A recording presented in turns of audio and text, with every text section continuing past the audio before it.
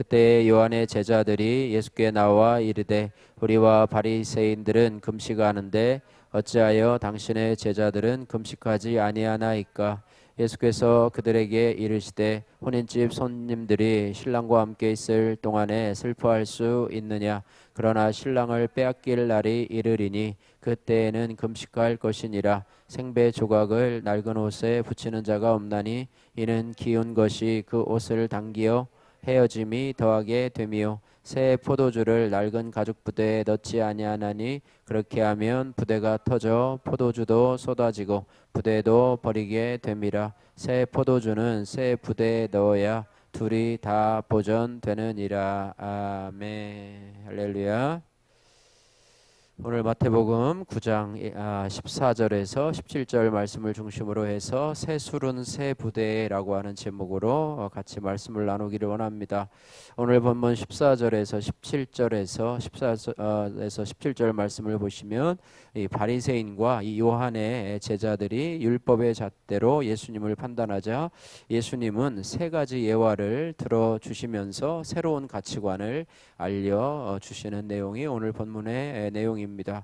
예수님은 이 요한의 제자들에게 또 바리새인들에게 세 가지 비유로 말씀하시는데, 첫 번째는 혼인집 신랑 옆에서 금식하는 비유, 또 하나는 낡은 옷에 의해서 헤어진 부분에 생배 조각을 붙이는 것에 대한 비유, 또 새 포도주를 낡은 가죽 부대에 넣는 그 비유의 말씀을 하심으로 인해서 옛 것과 새 것이 공존할 수 없음을 가르치시고 있습니다. 예수님은 우리에게 낡은 죄의 옷을 기워 주시려고 오신 것이 아니라 아주 새로운 옷을 입혀 주시려고 이 땅에 오셨습니다. 첫 번째 비유, 이 혼인집 신랑 옆에서 금식하는 것에 대한 설명을 같이 해보는데요. 오늘 14절, 15절 말씀 같이 읽도록 하겠습니다. 그때에 요한의 제자들이 예수께 나와 이르되 우리와 바리새인들은 금식하는데 어찌하여 당신의 제자들은 금식하지 아니하나이까? 예수께서 그들에게 이르시되 혼인집 손님들이 신랑과 함께 있을 동안에 슬퍼할 수 있느냐? 그러나 신랑을 빼앗길 날이 이르리니 그때에는 금식할 것이니라. 아멘. 먼저 예수님께서는요, 이 금식에 대해서 질문한 세례 요한의 제자들에게 혼인잔치의 예를 들어서 답을 주시고 있습니다. 혼인잔치에 신랑이 있는 동안에는 금식할 이유가 없다라고 하시면서 앞으로 신랑을 빼앗길 날이 오면 그때 금식하라 이렇게 말씀하십니다. 결혼은 당사자인 이 신랑과 신부에게 있어서 일생일대의 기쁜 일이고 또한 모두의 축복을 받는 사건인데요. 그 이유는 결혼을 통해서 한 가정을 이룰 뿐 아니라 그로 인해서 사람이 자신과 동일한 생명을 얻는 것과 관련된다는 것을 기뻐하는 것을 의미하고 있습니다.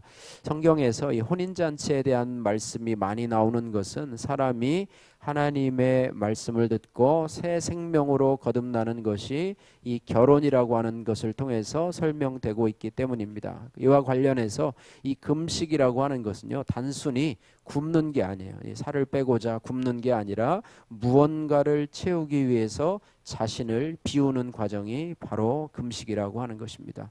그러므로 자신에게 이미 채워야 할 것이 채워져 있다면 금식할 이유가 전혀 없는 것이죠. 그래서 혼인잔치가 추구하는 목적을 위해서는 신랑만 있으면 모든 것이 있는 것입니다. 그래서 결혼식의 이 핵심이 바로 신랑인데요. 물론 뭐 신부도 있어야 되겠지만 상징적으로 신랑을 말하는 것이라고 이해해 주시면 좋고요. 즉 신랑이 있는 혼인잔치는요, 금식할 것이 없는 상태라고 하는 것이죠. 혼인잔치에 신랑이 있으면 곧 생명을 얻을 수 있듯이 한 사람 안에 영적으로 해석하면 신랑 되신 예수 그리스도가 계시다면 그 사람은 있을 것이 다 있으므로 금식할 이유가 없다라고 하는 것입니다. 물론 우리가 뭐 다른 이유로 또 더 많은 깨달음을 얻기 위해서 또 하나님 앞에 더 우리의 죄를 끊기 위해서 또 하나님 앞에 우리의 간구를 전해드리기 위해서 금식할 필요가 있지만은요, 이 예수 신랑으로 인해서 혼인집 신랑으로 인해서는 금식할 필요가 없다라고 하는 것입니다. 그래서 예수님의 제자들은요, 예수 그리스도와 함께 있기 때문에 금식할 이유가 없다, 이렇게 요한의 제자들에게 이 비유를 통해서 말씀을 해주고 있는 것이죠. 두 번째로 이 낡은 옷에 의해서 헤어진 부분에 생배 조각을 붙이는 것에 대한 비유의 말씀입니다. 16절 말씀 같이 한번 읽어보겠습니다. 생배 조각을 낡은 옷에 붙이는 자가 없나니 이는 기운 것이 그 옷을 당겨 헤어짐이 더하게 됨이요. 할렐루야. 주님은요, 이 생배 조각과 낡은 옷은 도저히 함께 할 수 없는 서로가 맞지 않는 상대다, 이렇게 하십니다. 이 생배 조각이라고 하는 것은요, 헬라어로 아그나포스라고 하는 말로 빗질하지 않는, 또 다듬지 않은, 가공하지 않은 천을 생배 조각이라 이렇게 말합니다. 그래서 생배 조각은요, 거칠고 또 질기고 딱딱합니다. 그래서 이 생배 천을요, 사람이 바로 입기에는 적당하지 않습니다. 또한 그것을 이불로 덮기에도 적합한 상태가 아닙니다. 그래서 사람이 그것을 입고 또 사람이 그것을 이불로 덮으려면 무조건 이 생배 조각천을 가공해야 하는 것이죠. 그래서 인위적으로 손이 가야 입을 수 있고 또 덮을 수 있는 것입니다. 그래야지만이 우리가 이 생배 조각을 여러 가지 우리의 삶의 용도로 사용할 수 있는 것입니다. 이 생배 조각을요, 영적으로 해석하면 이분이 바로 이 땅에 오신 예수 그리스도를 상징합니다. 생배의 조각이신 예수 그리스도는 참으로 놀라우신 분이지만은 우리가 그 생배의 조각을 바로 덮기에는 적당하지가 않습니다. 그것이 덮기에 적당하게 되려면은요, 가공이 필요한데요, 뭔가 하나 역사가 필요한데요, 특별히 십자가에 달리지 않은 예수 그리스도, 또 부활하지 않는 예수 그리스도는 생배 조각과 같은 예수 그리스도이실 것입니다. 만약에 예수님이 이 땅에 오셨는데 십자가를 거부하고 십자가를 지시지 않았어요, 그거는 아무런 의미가 없지요. 또 예수님이 십자가를 지셨는데 무덤 가운데서 부활하지 않으셨어요. 그러면 그것도 마찬가지로 생배 조각과 같은 예수 그리스도이실 것입니다. 그러나 십자가에 달려 죽으실 뿐만 아니라 부활하신 예수 그리스도는 십자가에 못 박혀 주셨고 또 부활하신 예수 그리스도이십니다. 그래서 그분만이 우리에게 의미 있는 존재가 되는 것이죠. 그래서 십자가의 죽음과 부활을 통과하신 그런 예수님께서는 우리 죄에 빠진 인간에게 저주받아 심판받아 마땅할 우리 인간에게 의미로운 존재가 되어주셨고 또 우리에게 길과 진리와 생명이 되어주셨다고 하는 사실입니다. 그 예수 그리스도는요, 우리 인간에게 의미 있는 존재가 되어주시기 위해서 아낌없이 자신의 하나밖에 없는 생명을 십자가에 내어주셨습니다. 그래서 그리스도의 죽음과 부활이 바로 생배 조각을 다듬고 고치고 처리하는 과정이라고 하는 것입니다. 그래서 우리가 믿는 예수 그리스도는 바로 십자가에서 죽으시고 부활하신 예수님이시라고 하는 것입니다. 그분이 우리가 따라가야 될 분이고 또 그분은 우리에게 의미로운 존재가 되어서 그분을 영접하는 자에게 우리의 모든 죄를 사해 주시고 또 영접하는 자에게 영생으로 함께 하시는 주님인 줄로 믿습니다. 세 번째 비유를 주님께서 말씀하시는데요, 새 포도주를 낡은 가죽 부대에 넣는 그런 비유입니다. 오늘 17절 말씀 한 목소리로 같이 읽도록 하겠습니다. 새 포도주를 낡은 가죽 부대에 넣지 아니하나니 그렇게 하면 부대가 터져 포도주도 쏟아지고 부대로 버리게 됨이라.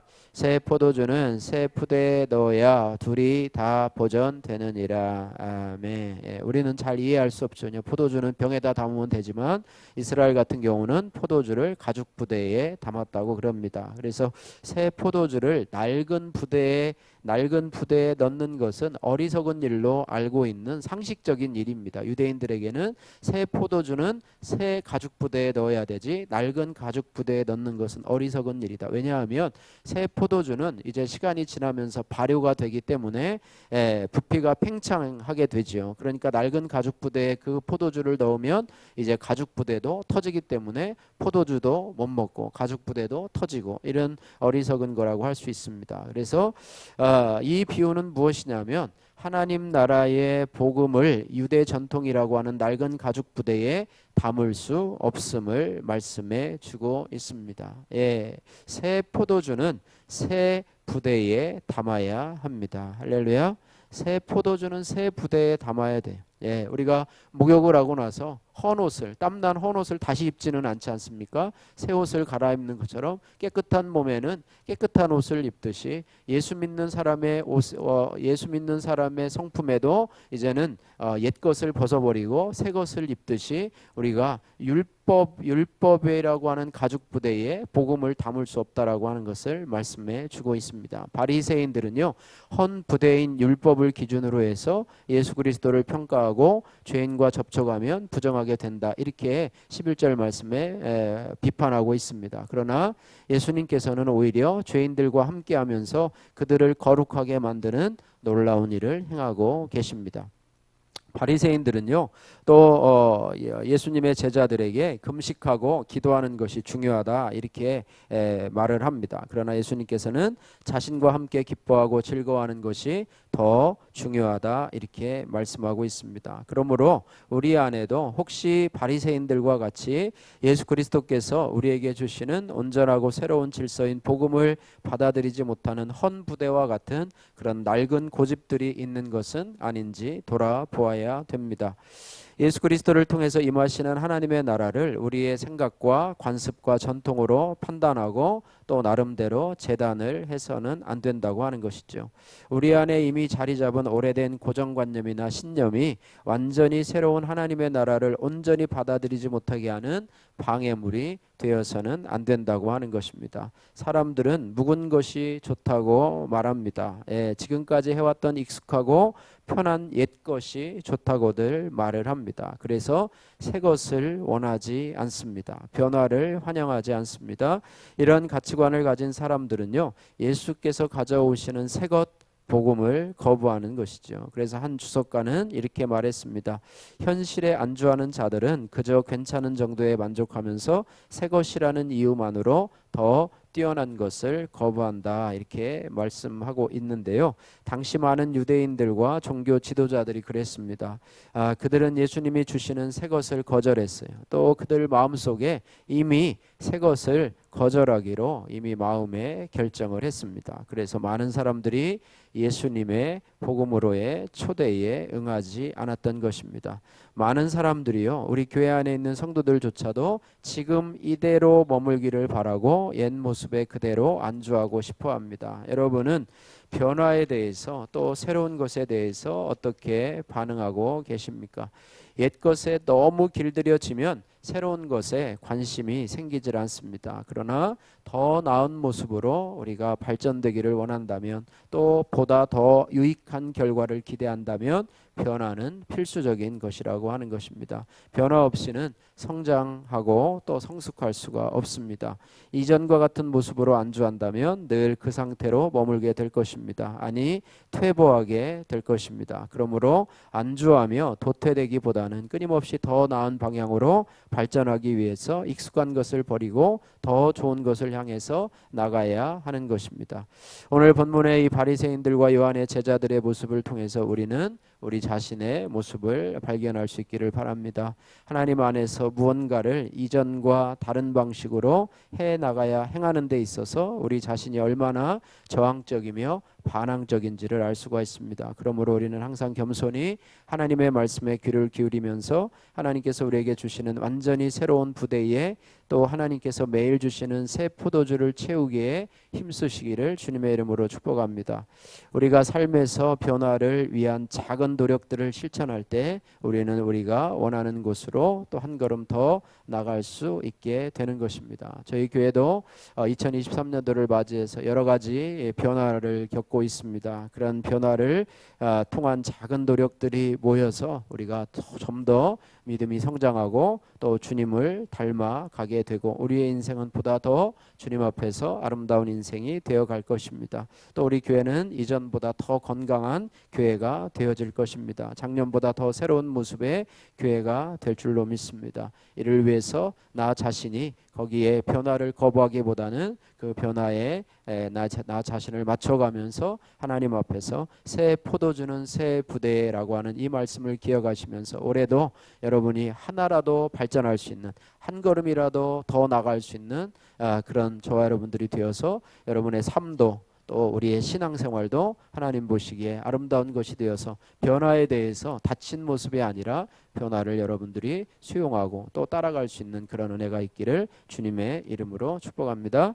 기도하겠습니다. 사랑의 하나님 아버지, 감사합니다. 하나님, 새 포도주는 새 부대에 담으라는 주님의 말씀을 기억하면서 하나님 아버지, 정말로 저희들이 변화에 민감하지 않고 정말로 변화에 둔감한 율법주의자들 또 서기관들과 요한의 제자들과 같은 그런 판단하고 정죄하는 모습이 아닌지 생각해 봅니다. 하나님 아버지, 과거에 구습에 매여서 예수님의 복음을 받아들이려고 하지 않는 하나님 아버지, 이 바리새인들의 모습을 바라보면서 우리도 올해 한 해 하나님 벌써 출발한 지가 벌써 20일이 지나고 있는데 우리 자신에게 하나님 아버지, 우리 자신이 주님 앞에서 더 성장하고 나아가는 데 있어서 또 우리가 말씀을 아멘으로 순종하는 데 있어서 우리가 걸림돌이 되지 않는가, 우리가 방해물이 되지 않는가 한번 생각해 보게 하시고 우리가 하나라도 더, 한 걸음이라도 더 하나님을 더 가까이 할 수 있는 우리 성도들 되게 하시고 또 우리 교회의 변화의 모습들에도 하나님께서 은혜 베풀어 주셔서 이 변화가 더 아름다운 모습으로, 더 주님을 향한, 복음을 향한 모습으로 더 나갈 수 있도록 복의 복을 더하여 주옵소서. 예수님 걸어가신 이름으로 기도드립니다. 아멘.